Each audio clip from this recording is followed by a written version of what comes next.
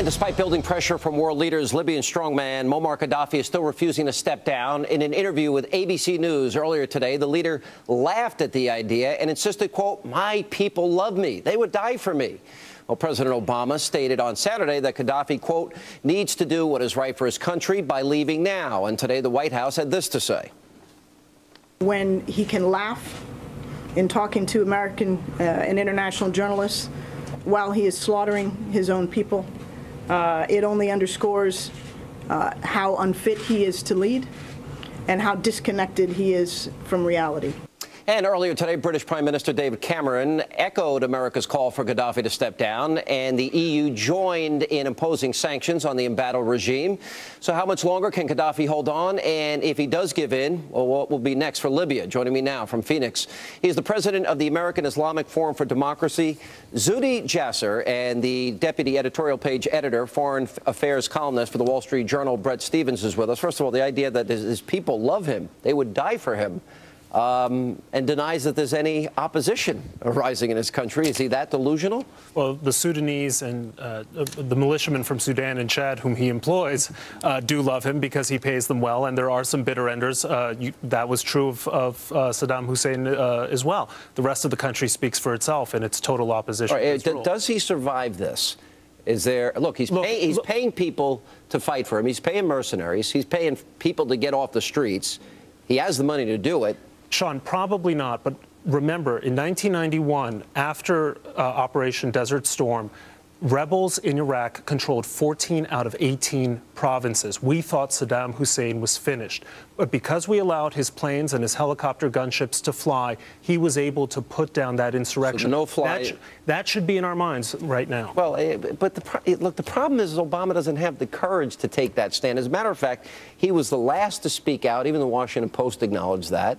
He has been almost reluctant to even mention Gaddafi's name, and to impose what you're saying, a no-fly zone, for example, he doesn't have the courage. This has been the day late and dollar short presidency, and Libyans are going to remember this, by the way. Sure. Eventually, once they get rid of Gaddafi, they'll remember who came to their aid and who stood by the sidelines. And the Obama administration, time and again, is standing by the sidelines on the side of dictators. In this case, a vicious anti-American dictator. Mr. Jasser, your reaction?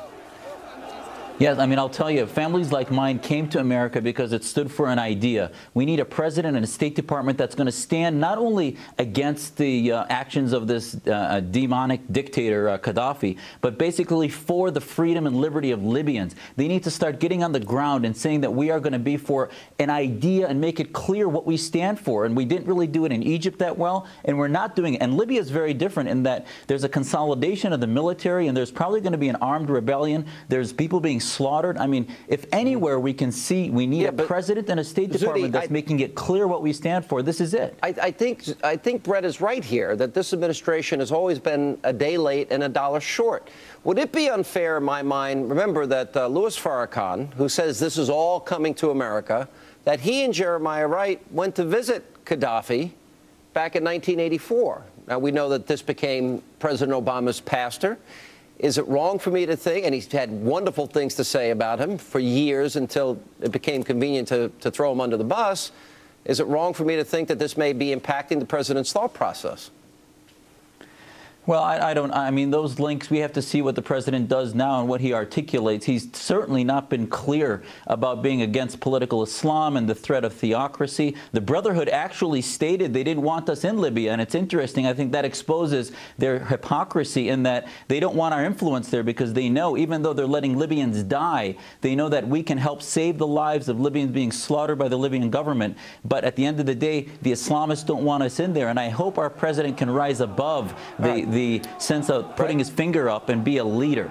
You know, until just this January, I have here in my hands the UN Human Rights Council's report on human rights in Libya. And here they've got various grades, and they basically get like a B+ grade. The United States of America supported the Libyan Republic's increased engagement with the international community, and then it went on to express its concerns. This is the same rights commission that had, you know, Saddam Hussein on it over the years. Iran was in it.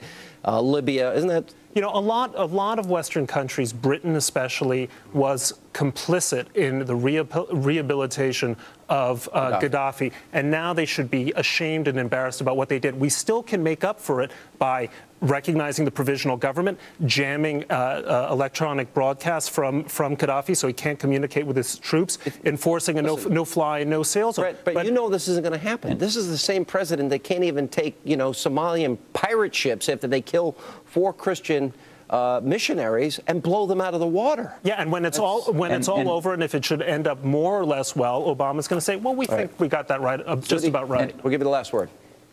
Yeah, and as Bret said, they're going to remember, Sean, who helped them and who didn't and how long it took us. Today, Bosnians know and they love America because we saved them from genocide. And I think similarly, if we can help Libyans, it will reshape the Middle East to a freedom agenda that the Bush administration talked about. If we don't, it may lead us towards a very insecure Middle East. I got to tell you, between Africa and the Middle East, it's not good. Let not your heart be troubled. When we come back, even Beckel and Lou Holtz and Rebecca St. James, our great, great, great American panel, is next.